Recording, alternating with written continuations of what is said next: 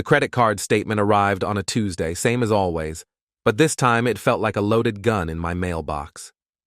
3 charges at the Lone Pine Motel in the past month, each one a bullet aimed straight at my chest.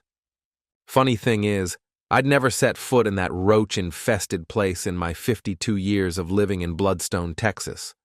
My name's Hank Reddick, and I've been fixing other people's messes for most of my adult life.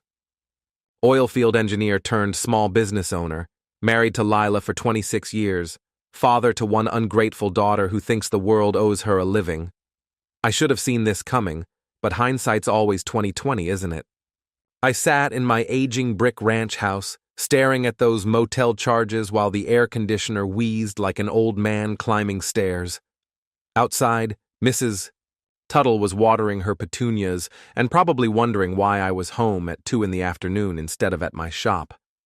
The woman had a nose for other people's business that could put a bloodhound to shame. "Hank, you're home early," Lila called from the kitchen, her voice carrying that fake sweetness she'd perfected in law school. "Everything okay at the shop?" "Just peachy," I replied, folding the statement and sliding it into my shirt pocket. Thought I'd come home and spend some quality time with my loving wife. She appeared in the doorway, still wearing her power suit from the law firm. At 49, Lila Staples Reddick was still a looker. I'll give her that. Ice blonde hair pulled back in a bun so tight it probably gave her headaches, designer glasses that cost more than most people's car payments, and a smile that could cut glass when she wanted something. "That's sweet, honey," she said, checking her phone. "But I've got a client meeting in an hour. Rain check?" "Sure thing. Wouldn't want to interfere with your meetings." If she caught the edge in my voice, she didn't show it. 26 years of marriage, and the woman still thought she was smarter than everyone else in the room. Maybe she was right about most people, but she'd forgotten one important detail. I'd been watching her lie to juries for 2 decades. I knew all her tells. That evening, after Lila claimed she was working late again, I did what any reasonable man would do. I drove to the Lone Pine Motel and parked across the street at the Dairy Queen, nursing a chocolate shake and waiting. The motel looked exactly like what it was, a place where people went to do things they couldn't do at home. Neon sign flickering, paint peeling off the doors, and a parking lot that had seen better decades. At 8:30, a silver BMW pulled up to room 12. I recognized the car before I saw the driver. Scott Williams, failed real estate agent turned life coach, whatever the hell that meant. 42 years old, divorced, and apparently the answer to my wife's midlife crisis. Scott was the kind of man who wore expensive cologne to cover up the stench of desperation, always talking about his personal brand and posting motivational quotes on Facebook like he'd discovered the meaning of life in a fortune cookie. The fact that my wife was sleeping with this walking cliché should have been insulting, but mostly it was just pathetic. I watched him knock on the door to room 12. It opened immediately, and there was Lila, wearing a red dress I'd never seen before. They kissed like teenagers, all hands and urgency, before disappearing inside. I sat in my truck for another hour, finishing my shake and thinking about 26 years of marriage. The early days when we were both broke and happy, building something together. The birth of our daughter Beth, when Lila cried with joy for the first time in years. The slow drift apart as her career took off and mine stayed steady. The gradual replacement of conversations with silence, intimacy with politeness, love with habit. By the time I drove home, I'd made my decision. If Lila wanted to play games, I'd show her what a real player looked like. The next morning, Lila was already gone when I woke up. She'd left a note on the coffee maker. Early deposition. Don't wait up tonight. Love you. Love you. 2 words that used to mean everything and now felt like a signature on a business letter. I called my shop and told my foreman I'd be out for the day, then drove to the public library. If you want to destroy someone in the digital age, you need to understand their weapons. I spent 3 hours learning about social media, online reputation, and the beautiful, terrible power of public humiliation. Mrs. Henderson, the librarian who'd known me since high school, kept glancing over with concern. "Research project, Hank?" she asked during her rounds. "You could say that, Mrs. H. Learning about modern communication methods." "Well, isn't that nice? It's never too late to expand your horizons." If only she knew what horizons I was planning to expand. That afternoon, I drove to Scott's apartment complex on the east side of town. The Willows, they called it, though the only willows in sight were the plastic ones by the pool. Scott lived in a ground-floor unit with a sliding glass door that faced the parking lot. Privacy wasn't his strong suit, apparently. I didn't do anything that day, just watched and learned. Scott left at 10 in the morning, wearing workout clothes and driving toward the gym. He came back at noon with groceries from Whole Foods, organic everything, because apparently adultery required proper nutrition. At 3, he left again in his business casual uniform, khakis, polo shirt, and the desperate smile of a man trying to sell something nobody wanted. The apartment complex was the kind of place where people minded their own business, which made it perfect for my purposes. I made note of the security cameras, 2, both pointed at the main entrance, the maintenance schedule, Tuesdays and Fridays, and the fact that Scott's sliding door lock was the cheapest piece of hardware money could buy. By evening, I had a plan. It wasn't complicated, but the best plans never are. I'd learned that in the oil fields, where one mistake could kill you, and complexity was the enemy of survival. I drove home and cooked dinner, something I hadn't done in months. Chicken fried steak, mashed potatoes, and green beans. Comfort food for a man who was about to become very uncomfortable with his life. Lila came home at 9, claiming she'd grabbed a sandwich at the office. "You cooked," she said, surveying the kitchen with surprise. "Felt domestic. There's a plate in the fridge if you want it." "That's sweet, but I'm not really hungry." Of course she wasn't. Hard to work up an appetite when you'd been dining on lies and betrayal. We sat in the living room, pretending to watch television while she texted on her phone. Every buzz and beep was probably Scott, planning their next rendezvous or sharing some inside joke about her boring husband. "Busy night at the office?" I asked during a commercial. "You know how it is. The Henderson divorce is getting messy." The Henderson divorce. I'd heard about it from Mrs. Henderson at the library. Her son was splitting up with his wife of 10 years, fighting over custody and assets. Lila was representing the wife, which meant she was currently destroying a family while building her own secret life with Scott. The irony was so thick, you could cut it with a knife. "Must be hard," I said, "watching families fall apart." She looked up from her phone for the first time all evening. "It's just business, Hank. People make choices, and there are consequences." "Consequences," I repeated. Interesting way to put it. "What's that supposed to mean?" "Nothing, sweetheart. Just thinking about choices and consequences." She went back to her phone, and I went back to planning her downfall. The next morning, I put phase 1 of my plan into action. While Lila was in the shower, I used her laptop to check her email. The password was still Beth Lila 2023, our daughter's name combined with hers and the current year. For a smart woman, she sure was predictable about some things. The email account was a goldmine of stupidity. Lila and Scott had been using her work email to coordinate their affair, apparently believing that attorney-client privilege extended to adultery. There were hotel reservations, restaurant bookings, and enough explicit messages to make a sailor blush. But the real treasure was a thread between Lila and her law partner, Renee Morrison. Renee was playing the supportive friend, encouraging Lila to follow her heart and live her truth. The messages went back 6 months, which meant this affair had been brewing longer than I'd thought. I forwarded the most damaging emails to my personal account, then cleared the sent folder. By the time Lila finished her shower, I was downstairs reading the newspaper like nothing had happened. "I'll be late again tonight," she announced, pouring coffee into her travel mug. "The Henderson case is going to trial next week." "Of course it is. Good luck with that." She paused at the door, studying my face. Are you feeling okay? You've been acting strange lately. Strange how? I don't know. Different. Like you're planning something. I looked up from the sports section and smiled. Honey, I'm a 52-year-old small business owner in Bloodstone, Texas. What could I possibly be planning? She laughed, and for a moment it sounded genuine. You're right.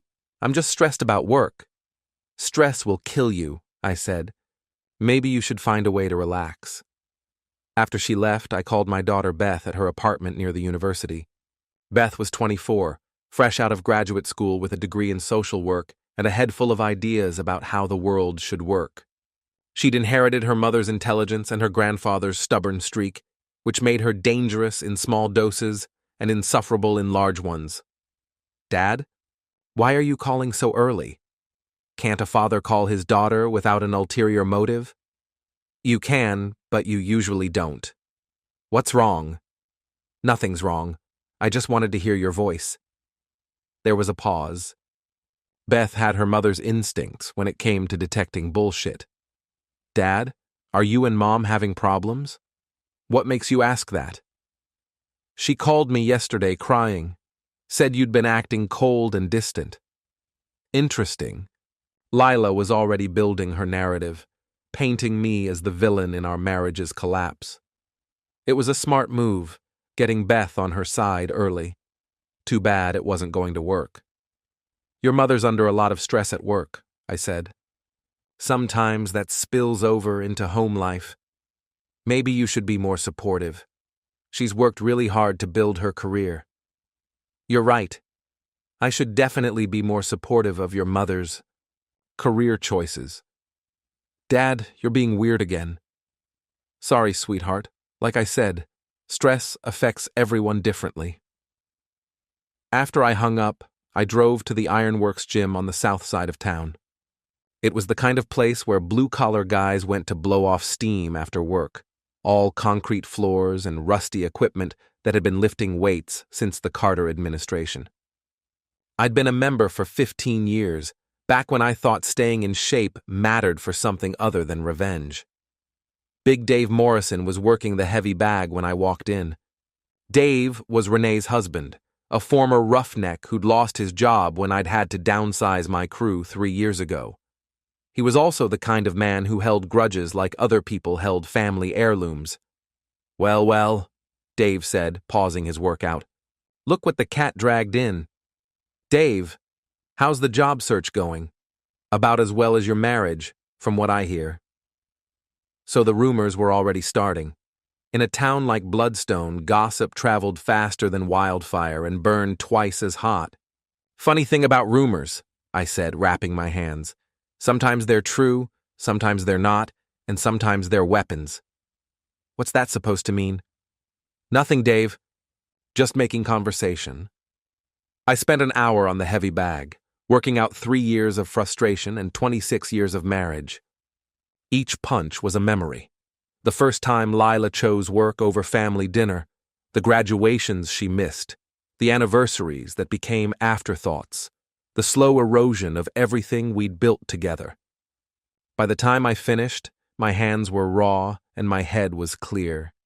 Dave was gone, but I could feel the eyes of the other gym members tracking my movements. Word would spread that Hank Reddick was hitting the bag like a man with something to prove. Let them talk.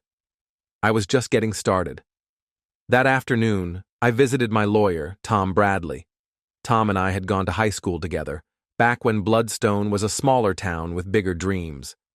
He'd handled the legal work when I started my business, and he'd been trying to get me to update my will for the past 5 years. Hank, good to see you. What brings you by? Need to talk about asset protection, Tom. Hypothetically speaking. Tom leaned back in his chair. He was a small-town lawyer, which meant he'd seen every kind of domestic drama imaginable. Hypothetically, huh? What kind of assets are we protecting, and from whom? Let's say a man discovers his wife is having an affair. Let's say this man wants to make sure his business and personal assets are secure before things get ugly. How ugly are we talking? Ugly enough that the wife might try to take everything in a divorce.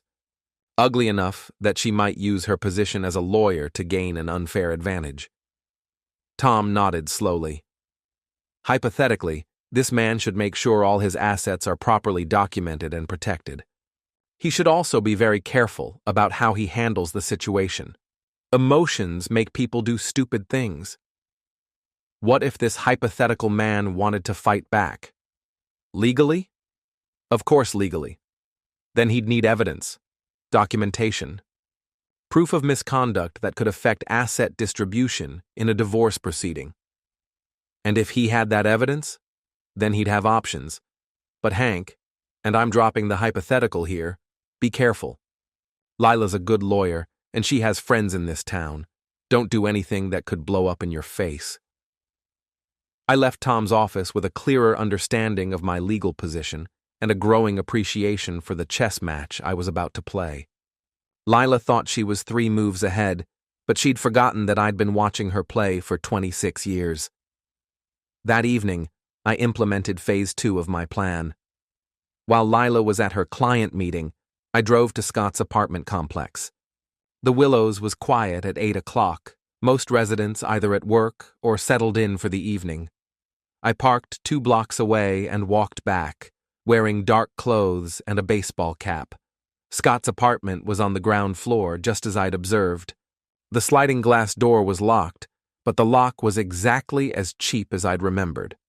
I'd watched enough YouTube videos to know that a credit card and some patience could open most residential sliding doors. It took me 3 minutes to get inside. The apartment was exactly what I'd expected. Bachelor pad furniture from a discount store, motivational posters on the walls, and a kitchen that looked like it had never been used for actual cooking. The living room had a leather couch that was probably fake and a coffee table covered with self-help books and business magazines. I wasn't there to steal anything. I was there to send a message. In the bedroom, I found what I was looking for: Scott's laptop sitting open on the nightstand. The screen was unlocked, displaying his email inbox. I scrolled through the messages, finding the correspondence with Lila mixed in with his life coaching business emails. Scott's coaching business was exactly the scam I'd expected. He charged desperate people $500 for breakthrough sessions that were basically expensive pep talks. His client list was small but included several people I recognized from town, including the mayor's wife and the president of the school board. I took photos of the most damaging emails with my phone, then did something that would have made my old oil field crew proud. I opened Scott's browser and visited every embarrassing website I could think of, making sure they'd show up in his search history. Then I signed him up for every spam email list and adult website newsletter I could find. By the time I was finished, Scott's digital life was going to become very uncomfortable. I left the apartment exactly as I'd found it, locking the sliding door behind me. The whole operation took less than 20 minutes, and nobody saw me come or go. On the drive home, I felt something I hadn't experienced in years: the satisfaction of taking action instead of just taking punishment. For too long, I'd been the passive partner in my marriage, letting Lila make the decisions while I focused on work and bills and the day-to-day maintenance of a life that was slowly falling apart. Now I was fighting back, and it felt good. The next morning brought the first sign that my plan was working. Lila came downstairs looking frazzled, her usually perfect hair slightly messed and her power suit wrinkled. "Everything okay, sweetheart?" I asked, looking up from my coffee. "Scott's been having computer problems. His email got hacked or something." "That's terrible. Identity theft is such a problem these days." She studied my face, looking for any sign that I knew more than I was letting on. "He's pretty upset about it. Says someone signed him up for all kinds of inappropriate websites. Hackers are getting more sophisticated. Maybe he should be more careful about his online security." "Maybe." She poured coffee with shaking hands, and I realized she was more rattled than she was letting on.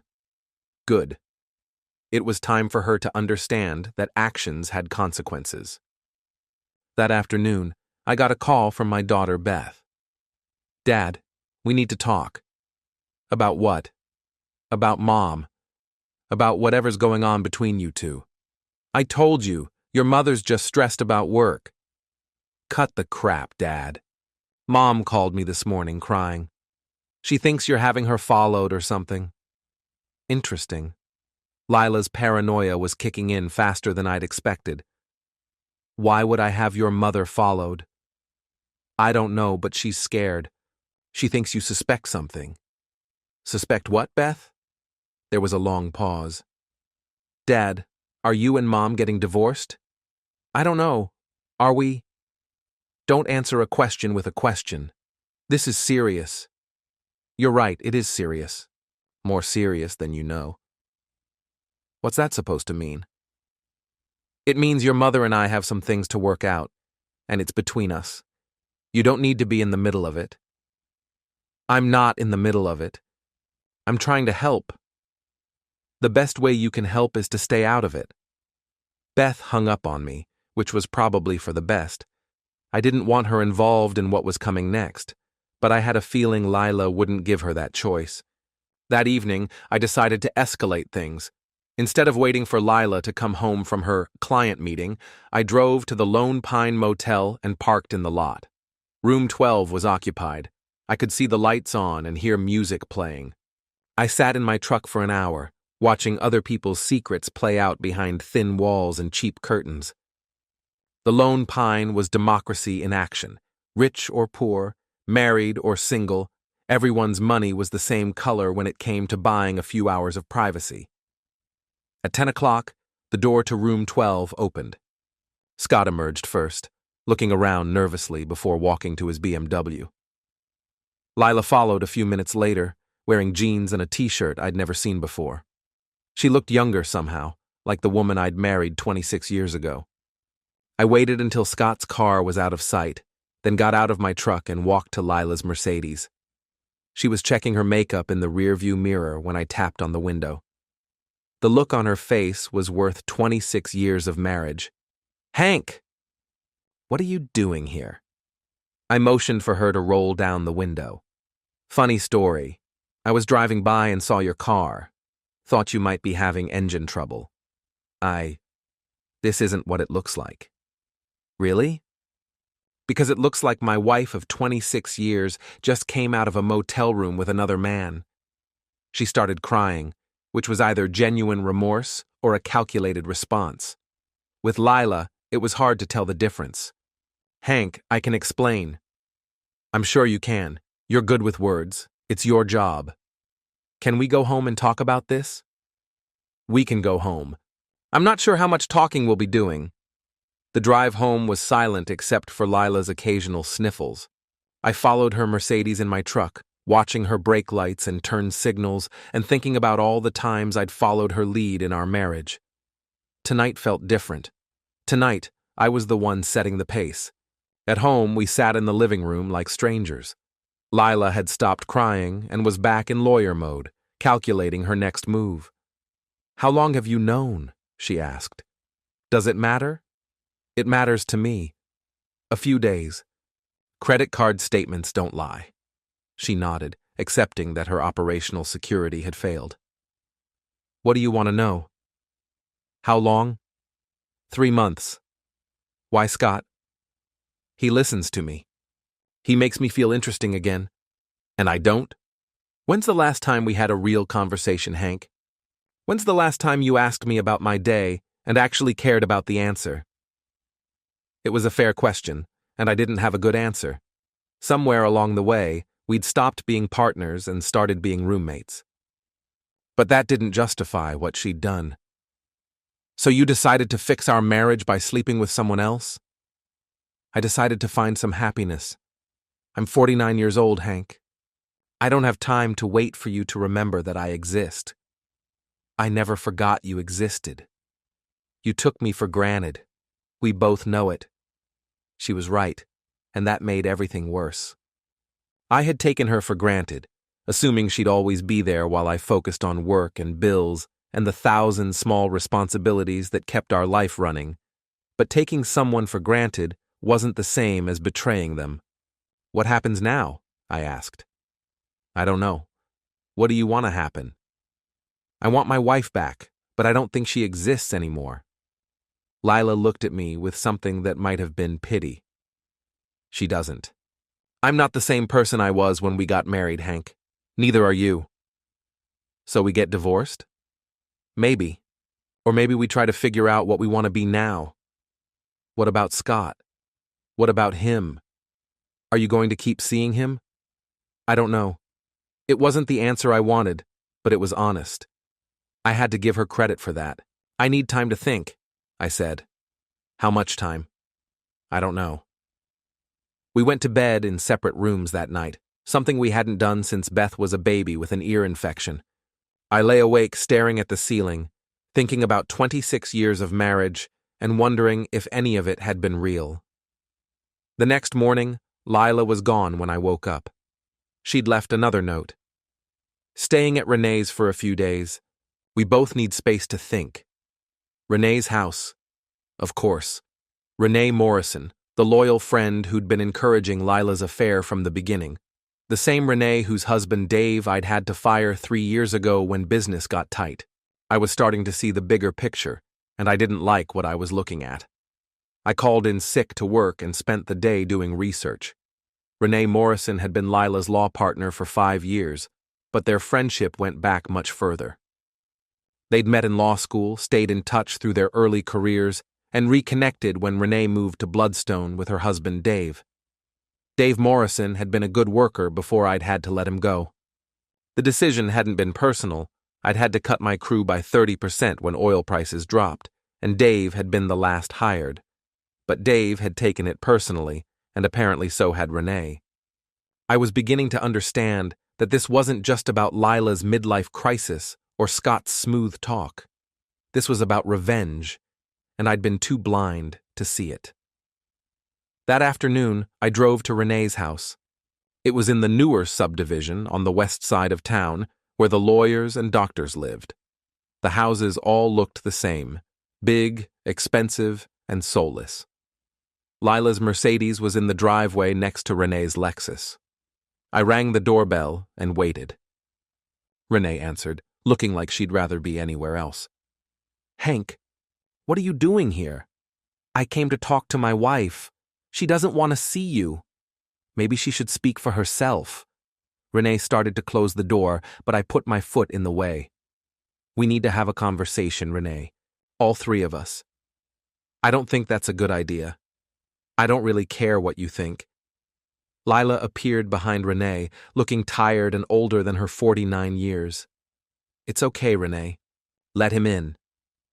We sat in Renee's living room, surrounded by expensive furniture and family photos. Renee kept checking her phone, probably texting Dave or Scott or whoever else was involved in this conspiracy. I've been thinking, I said, about timing and motivation and the people who benefit from the destruction of my marriage. What are you talking about? Lila asked. I'm talking about your friend Renee here, who's been encouraging your affair from the beginning. I'm talking about her husband Dave, who's been holding a grudge against me for 3 years. I'm talking about a plan to destroy my life as payback for a business decision I had to make. Renee's face went white. That's ridiculous. Is it? You've been pushing Lila toward Scott for months. You've been telling her she deserves better, that I don't appreciate her, that she should follow her heart. You've been playing marriage counselor and best friend while setting up my wife to cheat. Lila makes her own decisions. With your encouragement, with your support, with your husband feeding you information about my business and my finances. Lila looked confused. What are you talking about? Ask Renee how Dave knew I was having cash flow problems last year. Ask her how he knew I was thinking about selling the business. Ask her how much information she's been gathering about our marriage and our assets. Renee?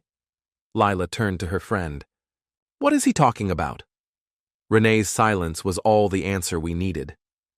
You've been played, Lila. Your best friend has been using you to get back at me for firing her husband. Scott's just the weapon. You're just the ammunition.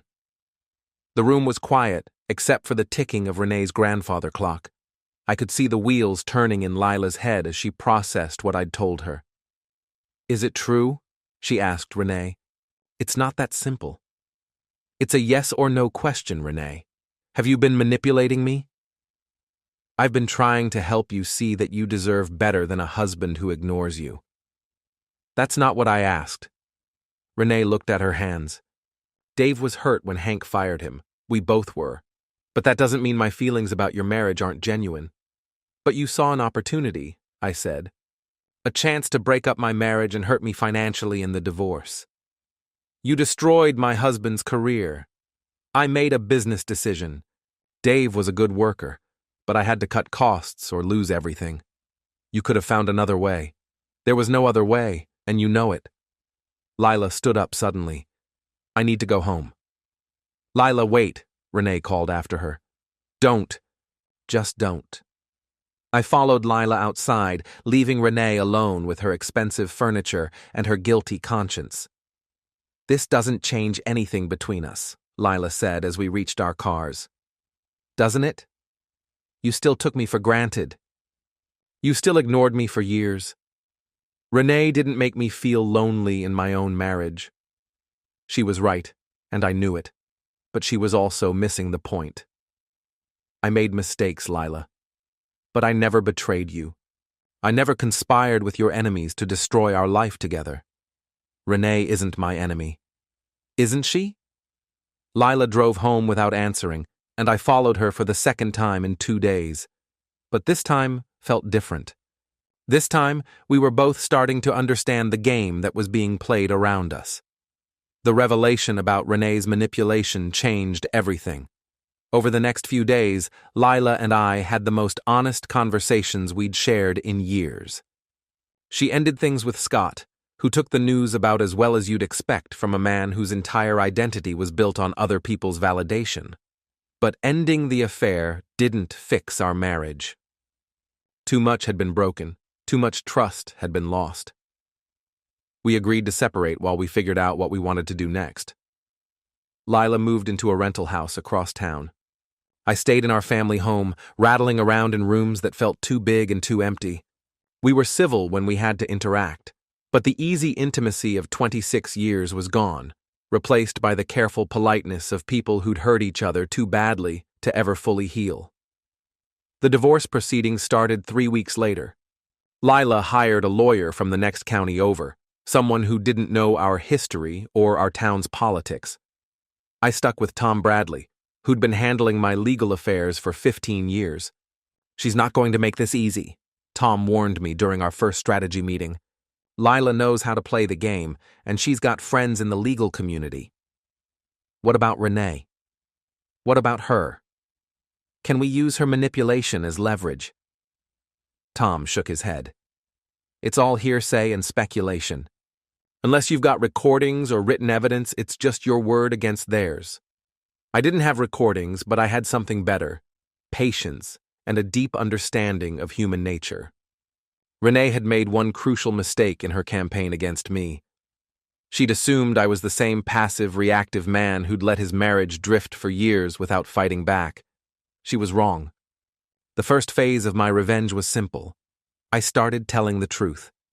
Not the whole truth, not all at once, but strategic pieces of it shared with the right people at the right times. I told Mrs. Tuttle, our nosy neighbor, about Lila's affair with Scott. Mrs. Tuttle told her sister, who told her book club, who told their husbands, who told their drinking buddies. Within a week, half the town knew that Lila Staples Reddick had been cheating on her husband with a failed real estate agent turned life coach. I told Big Dave Morrison's former co-workers at the gym about Renee's role in encouraging the affair. These were blue-collar guys who didn't have much use for lawyers or their schemes. They spread the word through their own networks, painting Renee as a manipulative opportunist who destroyed a marriage for revenge. I told my customers at the shop about the divorce, positioning myself as the wronged husband who was trying to keep his business together while his wife and her friends conspired against him. Small business owners are a tight-knit community in a town like Bloodstone. They understood loyalty and betrayal in ways that lawyers sometimes missed. The second phase was more direct. I started documenting everything, every interaction with Lila, every conversation with her lawyer, every attempt to negotiate the division of assets. I recorded phone calls, saved text messages, and kept detailed notes about who said what and when. But more importantly, I started investigating Renee's law practice. If she'd been willing to manipulate my wife to get revenge on me, what else might she be willing to do? It didn't take long to find what I was looking for.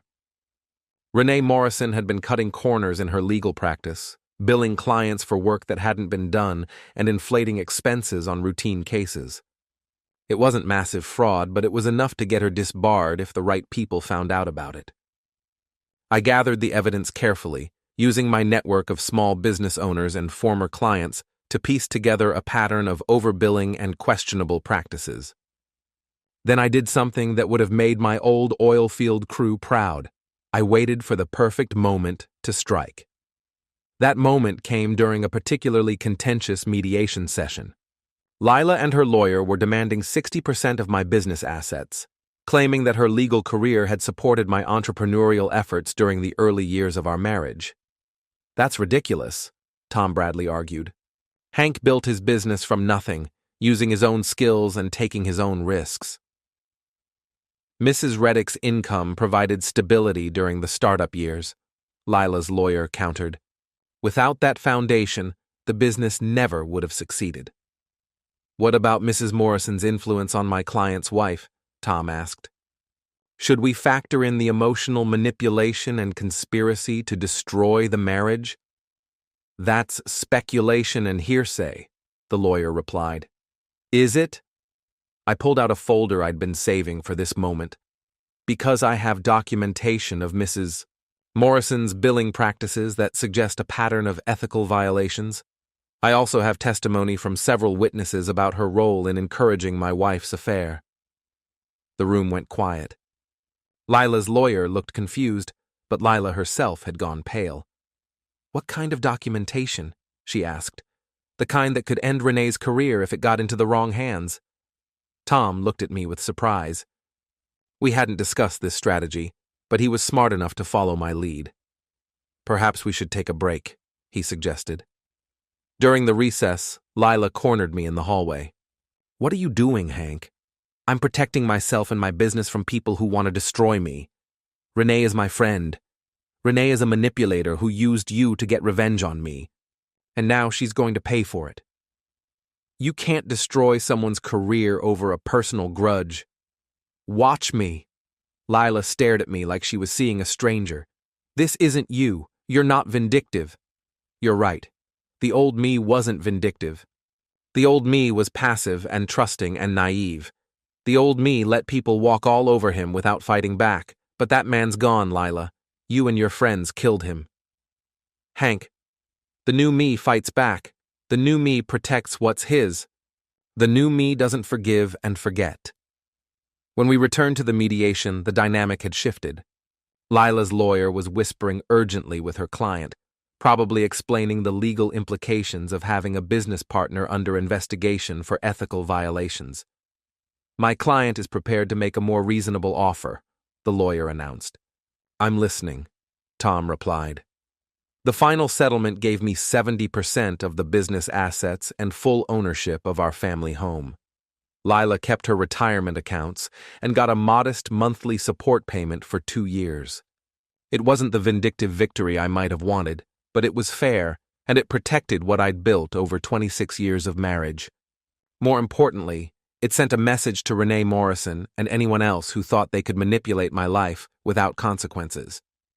The third phase of my revenge was the most satisfying. I filed a formal complaint with the State Bar Association about Renee's billing practices, providing documentation and witness testimony about her ethical violations. The investigation took 6 months, but the result was everything I'd hoped for. Renee Morrison was suspended from practicing law for 2 years and ordered to make restitution to the clients she'd defrauded. Her law partnership with other attorneys dissolved. Her reputation in Bloodstone was destroyed. Her marriage to Dave survived, but barely, and they ended up moving to another state to start over.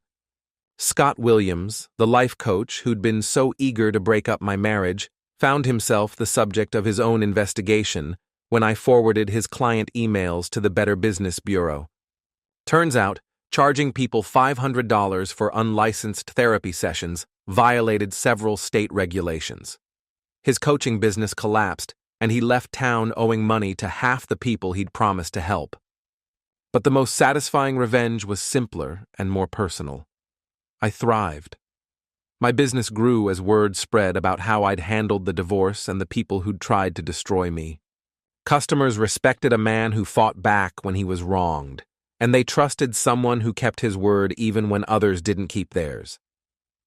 I started dating again, something I hadn't done since I was 26 years old. It was awkward at first, but I discovered that women found confidence attractive, and I'd learned a lot about confidence during my war with Renee and Scott. I bought a new truck, renovated my house, and took a vacation to Colorado, the first real vacation I'd taken in 10 years. I learned to cook, started reading again, and joined a hiking club in the next town over. Most importantly, I learned to value myself in a way I never had during my marriage. For 26 years, I'd defined myself through my relationship with Lila, measuring my worth by her approval and her happiness. Now I was discovering who Hank Reddick was when he wasn't trying to please someone else. 2 years after the divorce was finalized, I ran into Lila at the grocery store. She looked good, older but good. The stress lines around her eyes had softened, and she seemed more relaxed than I'd seen her in years. "Hank, how are you?" "I'm well. You look good, Lila." "Thank you. I heard about your business expansion. Congratulations." "Thanks. I heard you opened your own practice. Small cases mostly, but it's mine." We stood in the produce section, two middle-aged people who'd shared 26 years of marriage and now struggled to make small talk. It should have been sadder than it was. "I owe you an apology," she said finally. "For what?" "For letting Renee manipulate the situation. For not seeing what she was doing until it was too late. We all made mistakes. Some bigger than others." She picked up a bag of apples, examining them like they held the secrets of the universe. "I never thanked you for not destroying her completely. You could have, but you didn't. I'm not a monster, Lila. I just wanted her to face consequences for her actions. Still, you showed restraint when you didn't have to. Renee destroyed herself. I just made sure everyone could see it." We talked for a few more minutes about safe topics: Beth's new job in Austin, the weather, changes in the town. It was the most civil conversation we'd had since the affair came to light. "Are you happy?" she asked as we prepared to part ways. "I'm content. That's more than I expected 2 years ago." "I'm glad. You deserve to be happy, Hank. I always wanted that for you, even when I was too selfish to help make it happen. What about you? Are you happy?" "I'm learning to be. It's harder than I thought it would be. Most worthwhile things are." She smiled, and for a moment I saw the woman I'd married 26 years ago. "Take care of yourself, Hank." "You too, Lila." I watched her walk away, pushing her cart toward the checkout lanes. There was no dramatic music, no moment of revelation or regret. Just two people who'd loved each other once and hurt each other badly and were now trying to build separate lives from the wreckage. That evening, I sat on my back porch with a beer and thought about revenge and justice and the difference between the two. I'd set out to destroy the people who'd tried to destroy me, and I'd succeeded. Renee's career was ruined. Scott had fled town in disgrace, and even Dave Morrison had paid a price for his wife's schemes. But the real victory wasn't their destruction. It was my reconstruction. I'd rebuilt myself from the ground up, discovering strengths I didn't know I had and values I'd forgotten I possessed. I'd learned to fight for what was mine and to walk away from what wasn't worth fighting for. The old Hank Reddick had been a good man who let life happen to him. The new Hank Reddick was a good man who made life happen for him. It was a crucial difference, and one that had cost me a marriage to learn. My phone buzzed with a text from Beth. She'd been slowly rebuilding her relationship with me over the past year, coming to understand that the divorce hadn't been entirely her father's fault. "Dad, "Are you free for dinner this weekend? I want you to meet someone." I typed back, looking forward to it. Beth had met a young lawyer in Austin, someone who shared her passion for social justice and her belief that the world could be made better through hard work and good intentions. They were talking about marriage, which meant I might become a grandfather sooner than I'd expected. The thought didn't terrify me the way it might have 2 years ago. I'd learned that I was stronger than I'd given myself credit for, more resilient than I'd believed possible. If I could survive the destruction of my marriage and the betrayal of people I'd trusted, I could handle whatever came next. As the sun set over Bloodstone, painting the sky in shades of orange and red, I raised my beer in a toast to the future. It was uncertain, like all futures, but it was mine to shape, and that made all the difference. The next morning brought news that would have amused the old Hank and satisfied the new one. Scott Williams had been arrested in Oklahoma for running another coaching scam, this time bilking elderly people out of their retirement savings with promises of breakthrough sessions and life transformation seminars. He was looking at serious prison time, and there was talk of federal charges if they could prove he'd crossed state lines to commit fraud. The smooth-talking life coach who'd been so confident about other people's problems had finally created one he couldn't talk his way out of. I felt no sympathy for him. Scott had made his choices, just like the rest of us. He'd chosen to insert himself into my marriage, to help destroy something that had taken 26 years to build, all for the temporary thrill of feeling important to someone else's wife. Now he was facing the consequences, and I was content to let justice run its course without any help from me. My war with Scott Williams was over. I'd won, and that was enough. Dave Morrison had found work in Oklahoma, doing the same roughneck jobs he'd done before I'd hired him. Renee was working as a paralegal in Tulsa, making a fraction of what she'd earned as a lawyer. Their house in Bloodstone had been foreclosed on, another casualty of their campaign against me. I took no pleasure in their suffering, but I felt no guilt about it either. They'd chosen to make me their enemy, and they'd discovered that I was better at being an enemy than they'd expected. The lesson was harsh, but fair. Actions have consequences, and some consequences last longer than others. My business continued to grow. Word had spread throughout the region about the quality of my work and the integrity of my operations. I'd hired back some of the workers I'd had to let go during the lean years, including a few who'd been friends with Dave Morrison. They treated me with a new kind of respect, the kind reserved for men who'd been tested and hadn't broken. I'd faced betrayal and fought back, protected what was mine and rebuilt what had been damaged. In their world, that counted for something. I'd also started mentoring young entrepreneurs, sharing the lessons I'd learned about business and life and the importance of surrounding yourself with people you could trust. It was satisfying work, helping others avoid the mistakes I'd made and build something lasting. One of my mentees was a young woman named Sarah who reminded me of Lila at that age, ambitious, intelligent, and convinced she could change the world through force of will alone. But Sarah had something Lila had lost somewhere along the way: humility and the ability to admit when she was wrong. "How do you know who to trust?" Sarah asked me during one of our sessions.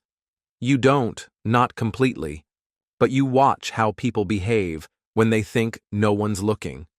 You pay attention to how they treat people who can't help them, and you remember that trust is earned over time, not given all at once." What about forgiveness? Do you forgive people who betray you? It was a good question, one I'd been wrestling with for 2 years. "I forgive them for my own peace of mind," I said finally. "But I don't forget, and I don't give them another chance to hurt me. Forgiveness doesn't mean stupidity." Sarah nodded, making notes in the little notebook she carried everywhere. She was building something good, and I was proud to be part of that process. As I drove home that evening, I thought about the man I'd been 2 years ago and the man I was now. The transformation hadn't been easy or pleasant, but it had been necessary. Sometimes you have to lose everything to discover what you're really made of. I'd lost a marriage, but I'd gained self-respect. I'd lost friends, but I'd learned to value the ones who remained. I'd lost the illusion that being a good person was enough to protect you from bad people, but I'd gained the knowledge that being a good person didn't mean being a weak person. The old Hank Reddick had been destroyed by betrayal and manipulation. The new Hank Reddick had been forged by revenge and reconstruction. Both men had their place in my story, but only one of them was strong enough to write the ending, and what an ending it was turning out to be.